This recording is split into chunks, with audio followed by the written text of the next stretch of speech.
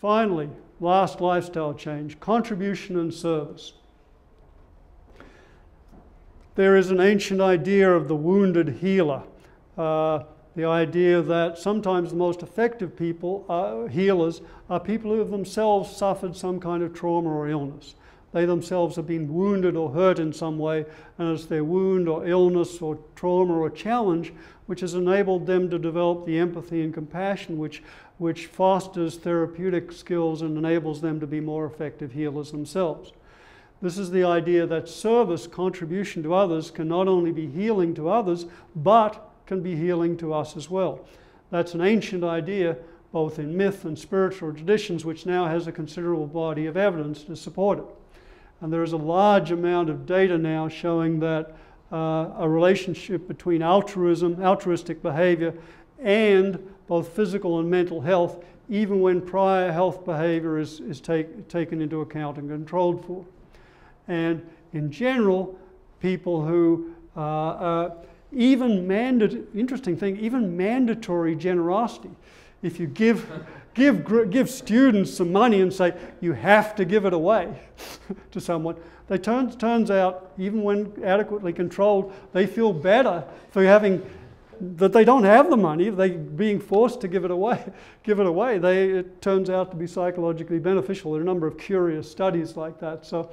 But anyway, bottom line is there are both physical and psychological benefits from service and contribution, the so-called helper's high. Okay, and to give a nice quote here, if giving weren't free, pharmaceutical companies could herald the discovery of a stupendous new drug called Give Back instead of Prozac.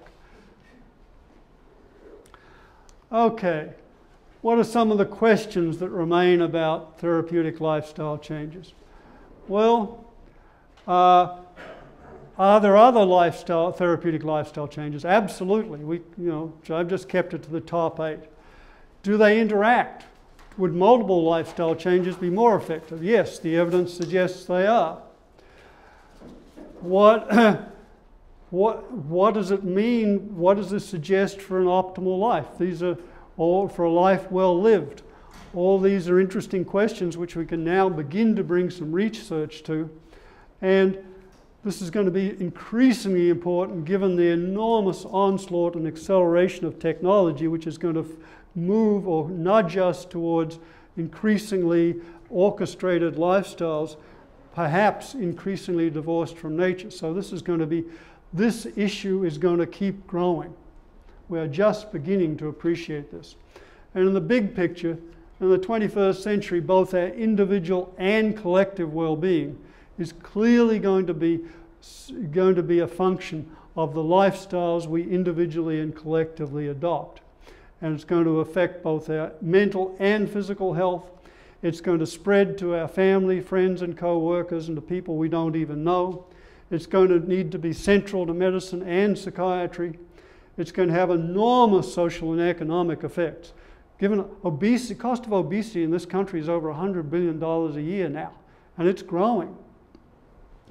And it's going to affect our ecology and our planet and our species, because the lifestyles we adopt have effects, major effects on consumption, on agriculture, on ecology. In fact, it's not an exaggeration to say that the lifestyles we adopt, the way we live, will determine whether other people live. This is clearly going to be an increasingly central and important topic for both us as health professionals and as individuals, and simply as members of planet Earth. This is the next question. The first step is simply getting the information for us to recognize, hey, this is really important. Then the second big question is, okay, what are the steps and principles by which we A, change ourselves, and B, help our patients change? And incidentally, one of the things I didn't, a lot of other information I didn't get to pack in here, but one thing is, the research is clear. Health professionals who adopt these lifestyles are much more likely to recommend them than health professionals who don't. Very few health professionals who don't exercise recommend exercise. So which makes sense, of course. Yeah. Hey, Roger, thank you very, very much. Great. This is